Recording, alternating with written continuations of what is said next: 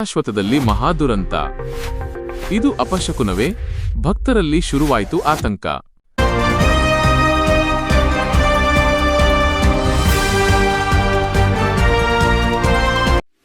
ಗೌರಿಬಿದನೂರಿಗೆ ಕಾದಿದೆಯಾ ಗಂಡಾಂತರ? ರಥೋತ್ಸವದಲ್ಲಿ ನಡೆದ ಆ ಒಂದು ಘಟನೆ.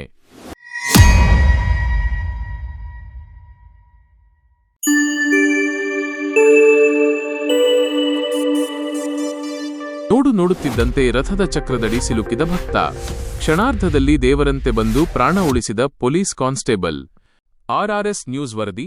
ಗೌರಿಬಿದನೂರಿನಲ್ಲಿ ಸರಣಿ ರಥೋತ್ಸವ ಅವಘಡ, ಭಕ್ತರಲ್ಲಿ ಆತಂಕ.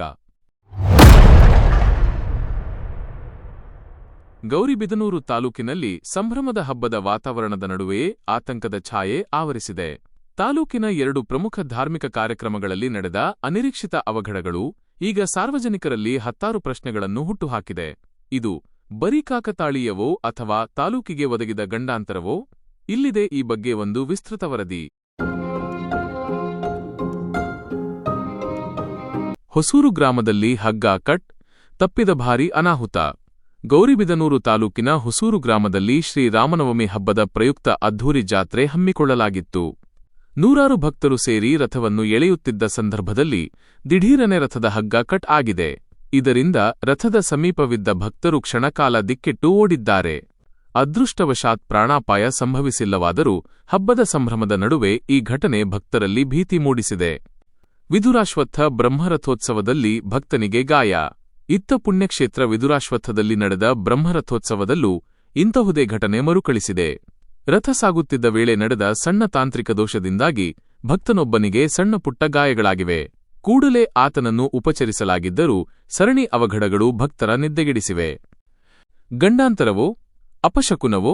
ಈ ಸರಣಿ ಘಟನೆಗಳು ಈಗ ತಾಲೂಕಿನಾದ್ಯಂತ ತೀವ್ರ ಚರ್ಚೆಗೆ ಗ್ರಾಸವಾಗಿವೆ.